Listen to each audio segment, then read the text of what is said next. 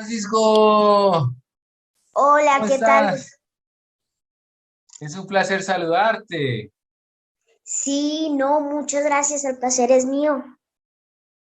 Bueno, ya sabes que gracias a estas nuevas tecnologías conocemos las personas sin habernos presentado antes, pero ya te conozco. Así es, no, muchas gracias, doctor. ¿Cómo has estado? Bien, muy bien, gracias a Dios. Bueno, mira, tú sabes que estamos en el marco de un congreso internacional de neurociencias. Es internacional porque tenemos invitados desde premios Nobel hasta grandes neurocientíficos. Y en este panel de expertos hemos incluido igualmente tanto hombres como mujeres, pero queríamos también tener un espacio para los niños. Tú como representante de los niños, espérame, si está grabando, está muy bien. Tú como representante de los niños, pues, qué mejor invitado que una persona tan amante de la lectura como tú y tan curiosa como tú. Entonces te damos la bienvenida. La idea es que hablemos un poquito de por qué te gusta tanto el estudio, por qué te gusta tanto interrogarte las cosas, ¿sí? Ese cerebro científico que tienes tú, que tienen todos los niños cuando nacen, de hacer preguntas, de hacer experimentos. Entonces el niño se sube en el techo y no, bájese de ahí, ¿qué está haciendo? Va a quemar la cocina, etcétera.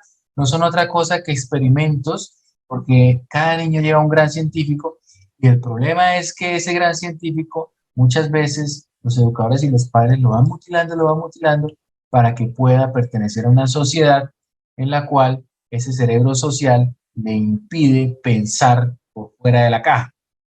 Entonces, vamos a conversar un poquito. Quiero que me cuentes cómo pudiste tú desarrollar esa mente tan prodigiosa, esa curiosidad por el conocimiento, por qué es que te gusta tanto leer, eh, qué haces en tu día a día. Cuéntame un poquito, queremos conocerte más. Bueno, pues muchas gracias, doctor, por la invitación. Primero, pues en serio es un gusto estar pues en ese sentido como representante de los niños, ¿no? Que es algo muy importante que se tenga en cuenta la voz de los niños. Pues como es un día normal mío, un día normal mío inicia más o menos a las 7 de la mañana. Yo me ¿Eh? levanto a esa hora, de 7 a 8 yo pues me baño, desayuno, sí, me arreglo, básicamente para a las 8 de la mañana entrar al colegio, ¿no? Empezar a empezar mi jornada escolar que va de 8 a 1 de la tarde más o menos. Luego almuerzo, ¿sí? Y reposo, a veces jugando, a veces leyendo, sí, me quedo quieto un rato. Luego también por la tarde siempre procuro hacer una actividad física, ¿sí? Como descansar en ese sentido, porque yo creo que descansar no solo es sentarse ahí a no hacer nada, dormir o sentarse en un sofá, sino es cambiar de actividad, ¿no? Un poco. Entonces, cambio de la actividad de leer a una actividad más física, como nadar. También me gustan bastante nadar, montar en cicla, pero monto en cicla principalmente los fines de semana con mi papá todas las mañanas, los fines de semana. Entonces, pues bueno, entre semana no mucho, pero sí entre semana nado más que todo, porque pues me gusta la natación. Eh, Tengo un curso de inglés, ¿sí? Y por mi parte estoy aprendiendo francés. Pues básicamente me gusta leer. Ahorita me estoy leyendo un libro que se llama La familia Durrell, si no estoy mal, que es de una familia, se llama, sí, creo que así es el nombre de la familia. Es una familia precisamente que tiene que ver con ciencia el libro, porque es un niño que vive en una isla y es una historia real, vive en una isla griega que se llama Tofu, Corfu, perdón, y empieza a estudiar y a relatar un poco la biodiversidad, los animales y cómo estudiar desde pequeño, siendo un niño precisamente, todos los animales y las especies que hay en esa isla.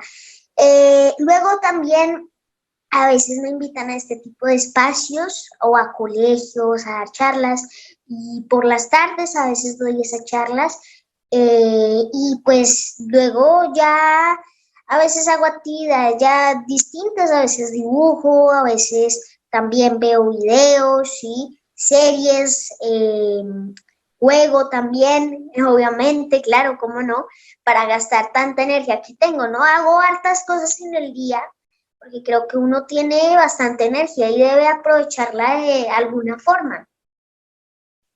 Y Bien, eso. Ah, bueno, bueno, te contesté una parte de la pregunta. No toda completa. ¿Cómo era la otra pregunta, perdón? y bueno, básicamente, ¿de dónde nace tanta curiosidad ¿De dónde nace por el tanta? conocimiento? ¿Qué pasa? Sí, pues bueno, yo creo que sinceramente como que a ti siempre te genera curiosidad los temas que te gustan, ¿no? Especialmente, ¿no? O sea, te llama la atención un poco los temas que te gustan. Y a mí me gusta bastante la geografía, la historia, el medio ambiente, la política, la ciencia, la astrofísica. Bueno, me gustan muchas cosas en general, pero yo creo que eso viene más que todo, por ejemplo, desde el tema de la historia, porque yo logro conseguir herramientas que me da mi familia, como libros, como documentales, canales virtuales que me permiten informarme de todo eso, ¿sí? Lo que pasa es que hoy en día se ve a muy pocos niños leyendo tan solo un libro, tan solo 5, media hora, porque yo creo que hoy en día la sociedad en general dedica principalmente todo su tiempo, ¿sí? A, a simplemente coger el celular y ver tonterías, a ver internet, pero yo creo que estoy de acuerdo con que uno se debe divertir. A veces yo también veo esas tonterías, pero también hay que aprovechar el tiempo, ¿sí? Yo creo que a veces me pongo como a reflexionar de que en serio o sea, el ser humano ha sido capaz de crear muchas cosas y hay muchos conceptos que uno en la vida no se aprende, si uno no sabe que eso existió, que eso estaba ahí, ¿sí? Y es importante siempre conocerlos y en esos momentos de reflexión a mí me interesa y me motivo por dentro a aprender de alguna forma y no, y aprender con mi familia, con mis profes o por cuenta propia simplemente, o leyendo, bueno, de muchas formas. Entonces, principalmente eso ha sido lo que me ha motivado, que también mi familia está muy atenta a eso, a brindarme, a potenciar esas capacidades, porque yo creo que todos los niños tienen las mismas capacidades, ¿sí? Pero a veces no las potencian, ¿sí? De la forma que debe ser, pero eso es. Y en eso que tú dices, ¿por qué Francisco se ha destacado por fuera de la media? ¿Qué fue lo que pasó? ¿O qué es lo que pasa con los otros niños que no pasa contigo? ¿Por cómo hacemos para que los niños que son, como decíamos, unos científicos en potencia, pues se formulen hipótesis para resolver sus problemas? Porque todos tenemos problemas, incluso los niños, y debemos tomar decisiones, ¿cierto? Pero ¿cómo usamos ese método científico en los pequeños científicos para no depender tanto de los padres y sobre todo hacer a los padres pensar una forma diferente de hacer las cosas? ¿Cómo hacemos para que esa voz de los niños sea escuchada? Evidentemente se va a tener que tener un conocimiento para poder aportar algo nuevo, pero si estamos hipnotizados con las redes, con falsos héroes, influencers, ¿cómo hacemos para evitar eso? ¿Le quitamos el teléfono a los niños o creamos espacios como este? No sé, ¿tú qué has pensado? De pronto, en tus propios amiguitos tú dices, ay, me gustaría que Juanito o Pedrito viniera a discutir conmigo este tema en lugar de estar viendo tonterías en YouTube? No sé, ¿cómo ves tú que podemos estimular a esos niños en esa edad temprana para tener mejores ciudadanos en nuestro país? Bueno, muy buena esa claridad al final de ciudadanía, ¿no? Yo creo que es que hay como un tema cultural dentro de la vida, ¿no? Eh, Tú naces como dentro de una caja, precisamente, ¿no? Y quedas encajonado toda la vida, ¿sí? Entonces, estudias encajonado en un sistema que no te permite cuestionarte las cosas, sino memorizártelas. Eh, Trabajas, luego te gradúas, ¿no? Bajo esa misma caja. Trabajas para luego casarte y tener hijos y seguir en esa misma caja. Y luego, al final de la vida, ya, no sé, te retiras, ¿cómo se diría? Te jubilas, ¿no? Y ya todo eso que no pudiste hacer, digamos, no sé, de leer ese libro que querías leer, de ir a tal lugar que querías ir, de tener una casa enfrente del campo, del mar, lo haces. Todo eso que no pudiste hacer mientras estabas en esa caja. Y eso es un sistema que se repite en la mayoría de personas, ¿no? En ese sentido, cambiar esa forma, esa cosmovisión, digamos, de ver la vida, de estar encerrado todo el tiempo bajo una caja, pues es muy difícil, ¿no? Pero yo creo que la mayoría de cosas tiene que ver con la educación, ¿sí? Entonces, yo creo que hay que cambiar un poco esos sistemas educativos, ¿no? Unos sistemas educativos que, como lo dije en un principio, te hagan cuestionarse las cosas y no aprendértelas, ¿sí? Que tú puedas, digamos, también aportar de alguna forma, ¿no? Yo creo que si la gente empieza a fortalecer más que todo ese pensamiento crítico, va a poder ver diferente a como ve el resto, ¿no? Incluso no es necesario quitarles el celular a un niño para que lea, para que deje pues bueno, entre comillas, perder el tiempo o algo así. No, yo creo que también se pueden generar espacios digitales, espacios así como este, en donde se empieza desde la base, ¿no? Pues sí, desde como un punto cero, en donde primero se le plantea a un niño un tema y que de ahí él empiece a sacar conceptos. Luego no sea un concepto para memorizar, sino más bien para pensar, ¿sí? Es que esta época parece una época como de esa época oscura, si no estoy mal, que llamaban los grandes científicos, filósofos, artistas del Renacimiento. Creo que sí, una edad oscura, más o menos, porque la gente ya no se cuestiona nada, ¿sí? Parece que todo lo que escuchan, y así yo veo también a muchos niños, que básicamente a la hora de aprender las cosas simplemente se las memorizan, pero no, yo creo que también hay que trabajar desde el terreno, desde el territorio, ¿no?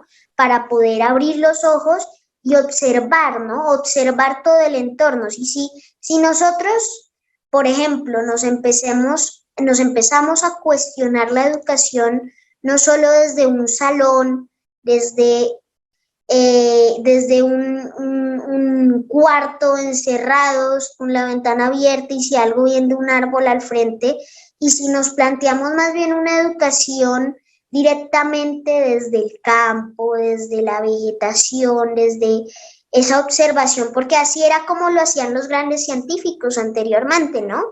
Ellos no se quedaban viendo un video con un presentador en una pantalla, no. Ellos lo que hacían era irse al terreno a estudiarlo, básicamente, ¿no?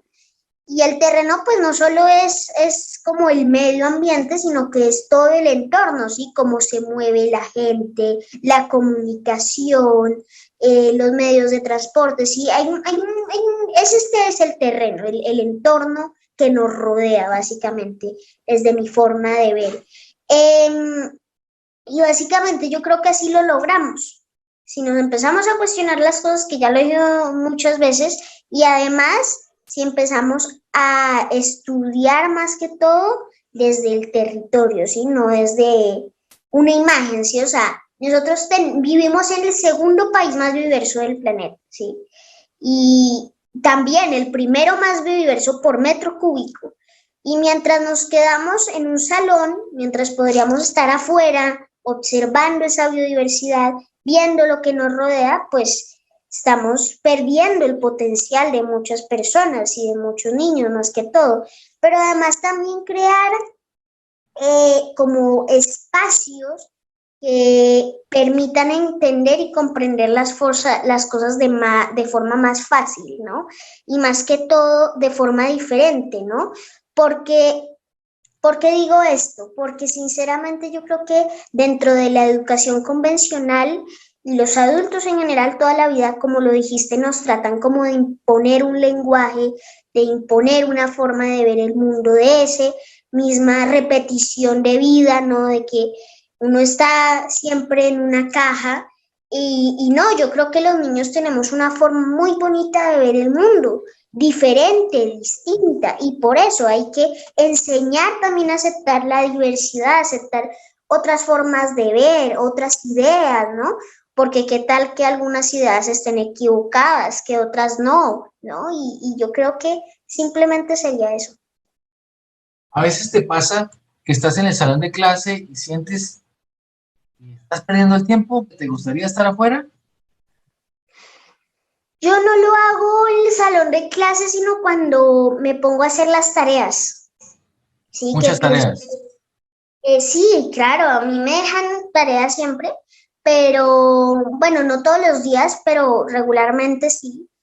Eh, pero a veces me pongo a pensar como que esto por lo menos eh, yo lo comprendo perfectamente. Si este tema, por ejemplo, voy a poner un ejemplo, no sé, los mapas, que pues mirando el que tengo atrás, los mapas, yo he comprendo perfectamente que los mapas, la cartografía, sí, yo sé, yo lo entiendo, pero básicamente me parece que a veces se aprende se enseña de forma sumamente aburridora, ¿no? Y los niños tenemos como más que todo mucha energía para invertirla no solo en quedarse sentados, sino también en lo que decía antes, ¿no? En también ver cómo ese tema que estamos estudiando, que estamos viendo, nos afecta y cómo también podemos ayudar a la resolución de problemas, cómo podemos ser líderes, ¿no? En vez de estar haciendo un problema sentados, un problema más aburridor, ¿no? Que sinceramente creo que si uno entiende, pues para qué lo está viendo, ¿no? Y uno de los sistemas de educación más exitosos es el de Suecia, donde los niños van 4 horas al día al salón de clase y no les dejan tareas. Exactamente. Así, de tal manera que en la tarde hacen deporte, leen libros, exploran, se hacen preguntas y es bastante exitoso. Versus modelos como el nuestro, donde prácticamente el niño llega cansado en la noche a la casa o llega a seguir haciendo tareas.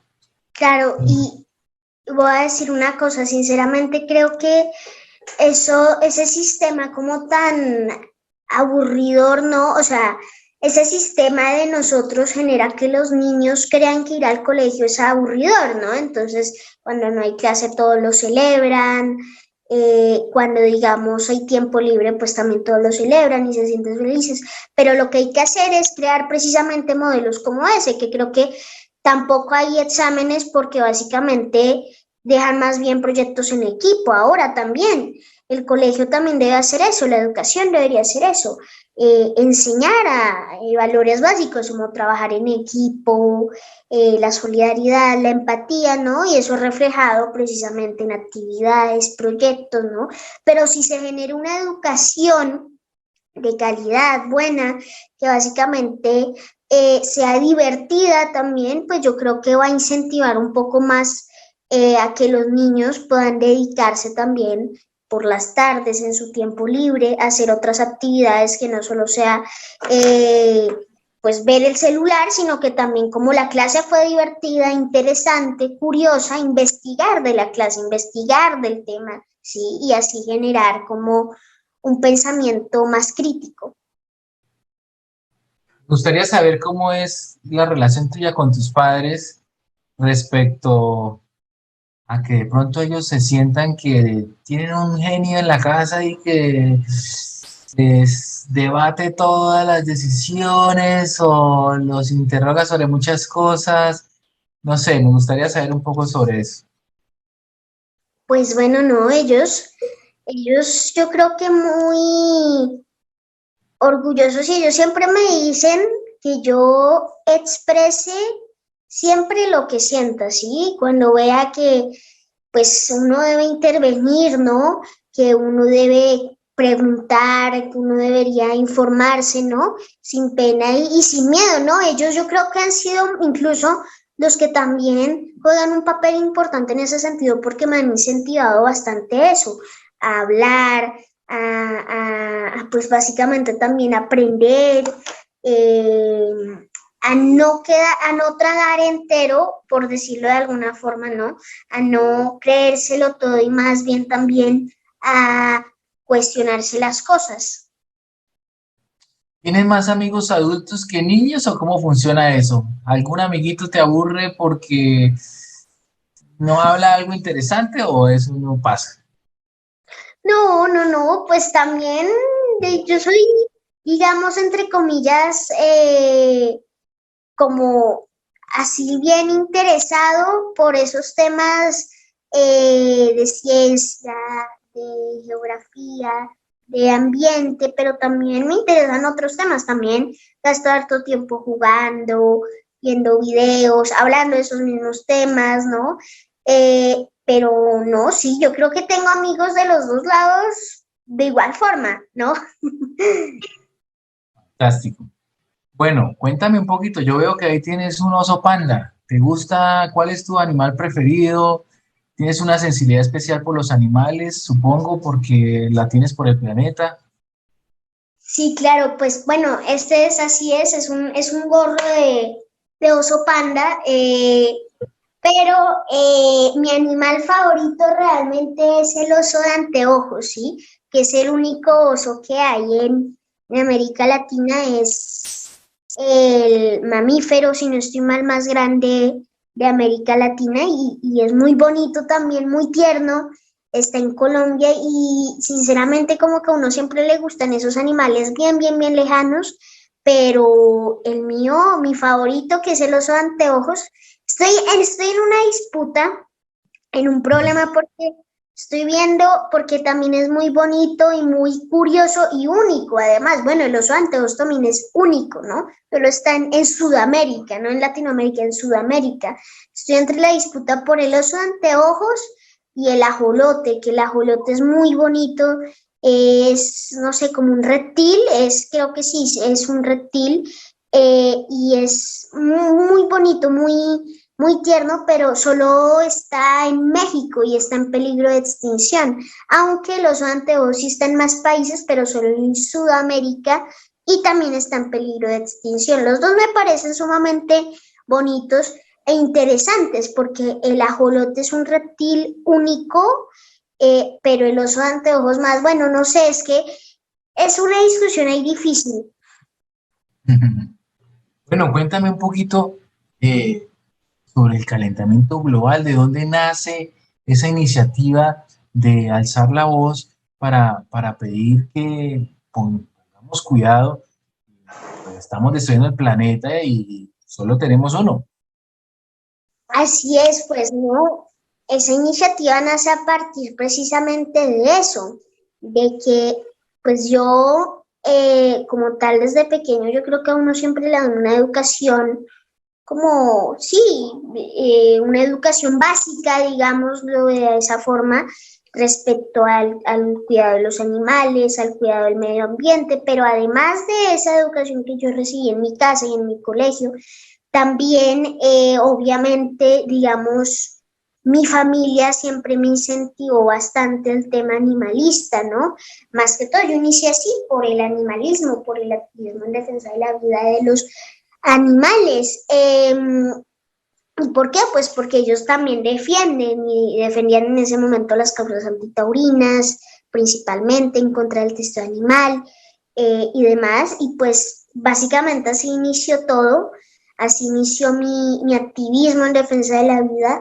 Luego también, evidentemente, pues es algo notable que la mayoría de gente se entera de esta problemática que nos está, la mayoría de personas se enteran de que esta problemática que nos está afectando, que no es ni el COVID, ni es una crisis política, ni es una guerra en ningún lugar del planeta, sino que es el cambio climático y el calentamiento global, pues es una situación sumamente grave, ¿no? Y en ese sentido, yo también me enteré y eso llegó a oídos míos y yo pues con esa conciencia animalista también, con mis compañeros precisamente de mi colegio, iniciamos un movimiento que se llama Guardianes por la Vida, que es de niños, niñas y jóvenes que busca eso, precisamente como informar a la ciudadanía, a la gente de este tema, incentivar un poquito como la conciencia respecto a esto y la conciencia más que todo sobre el cuidado de la vida y el medio ambiente.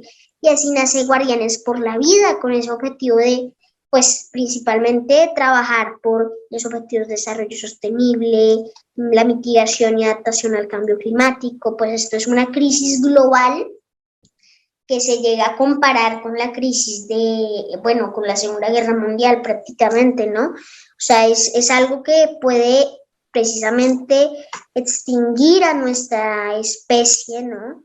Y toda la gente reilusionada porque creen que vamos a podernos ir a otro planeta, pero no, evidentemente hay que ser responsables con nuestro planeta, ¿no? Pero también eso como que lo vemos muy ajeno a nosotros, muy lejano a nosotros, ¿no? Pero no, yo creo que en el mundo hay fronteras y existen cualquier cantidad de fronteras, ¿no? Pero las fronteras en este caso no aplican, ¿sí? En este caso las fronteras no existen porque pues el planeta es uno y en el universo, perdón, no hemos conocido jamás un planeta como este, ¿sí? Que Marte, que planetas del sistema solar, ¿no? Pero no, sinceramente este es nuestro hogar, esta es nuestra tierra y lo que hay que hacer es cuidarla y apreciarla, ¿no? Pues evitar que sus especies, que somos nosotros y muchos animales más, se extingan en ella y que evidentemente también se ve afectada en ese sentido. Un consejo claro para todos los que te están viendo de cómo podemos empezar a cuidar el planeta hoy, porque hay mucha información, cuidemos el planeta, cuidemos y todos sí, cuidemos el planeta, pero ¿qué hacemos? Bueno, yo creo que eh, primero es importante destacar el rol de la ciencia, ¿no? Porque precisamente toda esta información, pues uno no la saca de la cabeza de que se la acabó de inventar, no, es información precisamente hecha, confirmada por la ciencia, básicamente. Y en ese sentido, yo sé que posiblemente este espacio lo vean personas interesadas en la ciencia, pero también no tan interesadas en la ciencia. Eh, a los interesados en la ciencia, yo creo que la ciencia es un actor fundamental, ¿sí? Porque regularmente se asocia el desarrollo, la tecnología, la ciencia también, la investigación, la economía, se asocia que todas estas ciencias, todas estas materias, digamos, estos factores de la sociedad van en contra de la vida del medio ambiente, pero pues bueno, en gran parte sí creo que la economía, la forma en que hemos desarrollado nuestra sociedad sí va en contra del medio ambiente, pero eso puede cambiar, ¿no? Porque podemos crear una ciencia para la vida, herramientas, tecnologías, que nosotros nos ingeniemos para poder salir de esta situación. Eso para los interesados de la ciencia y que igual es para los que les está interesando la ciencia o se quiere meter en el tema, que es muy importante que no dejen de lado que también ustedes como científicos, doctores, médicos, físicos, bueno, no sé, puedan generar un cambio de alguna forma, puedan impactar. Y eso lo diría como muy general, ¿no? Pero concretamente, yo creo que si ponemos estos espacios, empezamos a hablar en estos espacios, a incidir, porque, o sea, por ejemplo, yo estoy en un espacio de ciencia en donde yo creo que casi nadie ha hablado de cambio climático. ¿Cuántas personas han hablado de cambio climático y de la niñez y de la juventud? Muy pocos. Entonces ustedes si empiezan a hablar, a posicionar de alguna forma, a incidir en ese tema, la gente va a abrir los ojos, va a interesarse cada vez más, ¿no? Ese es el poder de la influencia prácticamente, ¿no? De la influencia, porque yo creo que el influencer no es el que tiene millones de seguidores, sino el que es capaz de influenciar en su entorno. Nuevamente vuelvo a nombrar el entorno. Y en ese sentido ustedes tienen un poder de influencia muy grande que hoy los invito a utilizar pues con su voz y con su opinión. De pronto, como niños, no podamos votar, por ejemplo, pero cuenten con nosotros siempre para poder básicamente sí actuar y seguir hablando de estos temas. Y además de eso, pues yo creo que la ciudadanía sería un poco poner la ciudadanía a favor de la vida y además de eso, también decirles que es necesario que, pues bueno, siempre nos enseñan de lo cotidiano un poquito, pero también hay acciones cotidianas muy raras, muy extrañas que la gente no conoce, pero que sirven bastante y que ustedes como tal en lo cotidiano pues dejen el consumo de carne. Bueno, en el tema de una vida sostenible, pues todo lo que corresponde a movilidad, a vivienda, a ocio, a alimentación. Son 5 factores los que influyen en esa vida sostenible y les nombré 4.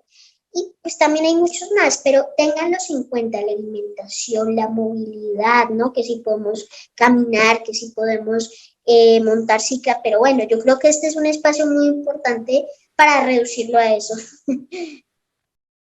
Pero tú me dices que te gusta la política, eres una persona muy racional, que cree en la ciencia, sigue la ciencia, se informa, estudia.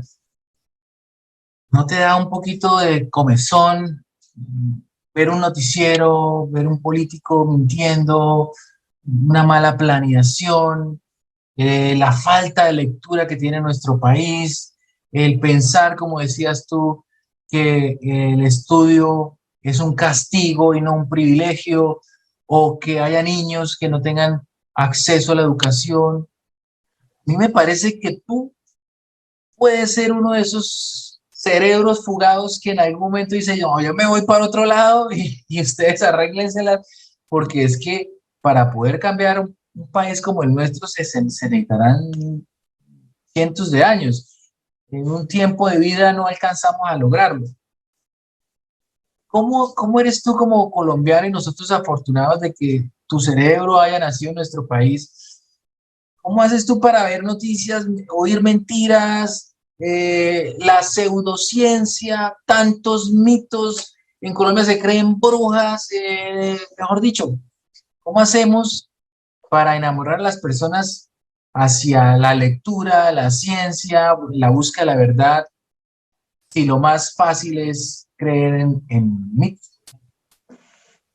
Sí, yo creo que es cierto, yo creo que a uno siempre le ha pasado alguna vez y a mí también porque yo estoy ahí todo distraído, pero escucho luego una noticia en donde uno se queda hablando es con el periodista, ¿no? La noticia de que eh, tales niños se quedaron sin internet en el país, de que hay niños que comen carne de burro en el colegio, de que se de que sigue la corrupción, bueno, de muchas noticias, ¿no? Lamentables, pero yo creo que más que todo, eh, yo creo que siempre es difícil escuchar eso, ¿no? O sea, como que a uno le genera un sentimiento de rabia, ¿no? Pero esa rabia como que nunca, digamos, de rabia, de sí, de como de dolor también un poco por Colombia, porque un país tan bonito, ¿no? Que uno se imagina que es un país hermoso, pero que sinceramente tiene una situación terrible en términos de educación, en términos de salud, en términos de derechos humanos, de calidad de vida.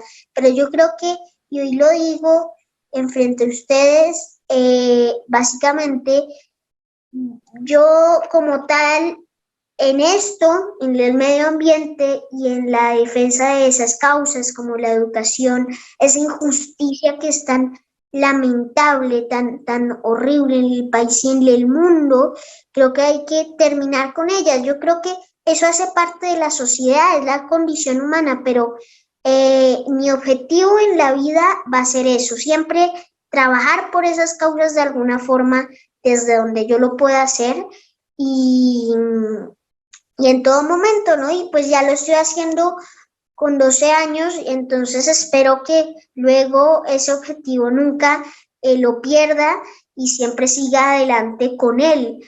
Pero sí, siempre es muy triste escuchar esas noticias. Luego también nos encontramos con que hay noticias esperanzadoras, tampoco todo es blanco y negro o solo negro, ¿no?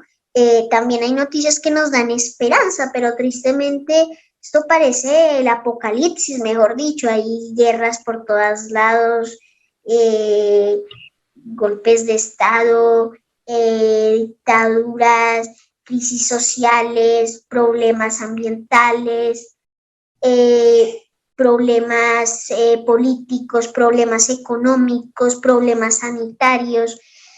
Hay cualquier cantidad de temas y lo que dije anteriormente está esta situación mundial que hoy estamos viviendo se ha estado comparando con la Segunda Guerra Mundial, que fue fatal para la humanidad, ¿no? Y bueno, pues yo creo que con eso uno abre los ojos un poquito, ¿no? Con que tan solo se nombre todos esos delitos que se cometieron en esa época y durante todo el siglo XX, en contra de la humanidad incluso, en contra de la misma especie, pero sí, básicamente eso es, sí. Bueno, existe esperanza teniendo personas como tú que nos lleven por ese camino de la búsqueda de la verdad y la ciencia. Quiero despedirme, Francisco, agradeciéndote por tu tiempo, tu disposición. Espero verte muy pronto en espacios como estos para seguir creando conciencia y creando país. Una frase que se volvió famosa luego de la pronunciar a muchas personas, incluso de manera sarcástica. La frase es: hay que leer. Entonces quisiera que terminaras invitando a la gente a leer, tú que eres un gran lector, y contándonos un poquito para despedirnos todas las aventuras que puede un libro, toda la imaginación, darle a una persona, todo el enriquecimiento, incluso volverlo adicto a la lectura, que es, yo creo que es el camino para tener un país mejor. Bueno, yo les quiero recomendar sinceramente un clásico, pues clásico que es sumamente conocido, que posiblemente, y creo que ya se lo hayan leído, pero si ya se lo leyeron, vuélvanselo a leer, y es El Principito. Así que, pues no, sí, ¿cómo no lo vamos a conocer El Principito? ¿Y por qué? Porque hoy estamos hablando de los niños, ¿no? El pensamiento crítico, de aceptar la diversidad, de aceptar las distintas formas de ver el mundo. Y por eso es que yo creo que en cada lectura, no en El Principito, en cada lectura que hacemos, yo creo que uno lo ve de distinta forma, uno lo lee de distinta forma, ¿no? Eh, un adulto lo puede leer distinto a como lo lee un niño, ¿no? A pesar de que sean las mismas palabras, ¿no? a pesar de que sean los mismos párrafos y textos los que están escritos en el libro. Pero yo creo que es un libro que nos recuerda bastante a ser niño, ¿no? Ese niño interior, porque pues también demuestra toda la capacidad, toda la creatividad, toda la curiosidad y la capacidad de aprender que tiene un niño por dentro, ¿no? Porque el Principito era un niño, ¿no? Y también de cómo es que uno defiende lo que ama y ama lo que conoce. Y en ese sentido hay que conocer nuestro planeta, nuestro entorno, para amarlo y así defenderlo, porque el Principito conocía perfectamente su planeta, ¿no? Yo siempre cuento que él vive en un planeta pequeño, con los volcanes, uno inactivo, en otro preparaba el huevo, luego conoció al zorro, domesticó al zorro, también tenía la rosa, ¿no? Con la cual estuvo discutiendo, luego también básicamente tenía una silla en donde se sentaba a ver los atardeceres, porque como lo dije, el planeta era pequeño y atardecía cada rato, se oscurecía cada rato, entonces es una historia sumamente bonita, la del Principito, y también como ver cómo es que como cada vez que va llegando un nuevo planeta, como que es una distinta personalidad, ¿no? En cada persona que estaba en ese planeta, y bueno, es muy bonito, entonces sumamente recomendado para ustedes, para que si se lo van a volver a leer, para los que ya se lo leyeron, lo lean como con más atención, ¿no? Porque siempre hay reflexiones generales, pero ya la reflexión, yo como niño, la reflexión que veo es que hay que defender lo que amamos y amar lo que conocemos, ¿no? Y además también demuestra todo el potencial de los niños. Entonces, pues esa es la recomendación. Fantástico. Bueno, pues un abrazo, Francisco. Muchas gracias por tu participación en nuestro Congreso Internacional de Neurociencias y sigue trabajando por nuestro planeta que cuenta con nosotros como soldados para seguir tu liderazgo y ayudarte. Un Muchas abrazo. gracias, doctor, y nos vemos pronto. Y hasta luego. Un saludo a todos. Así es. Gracias.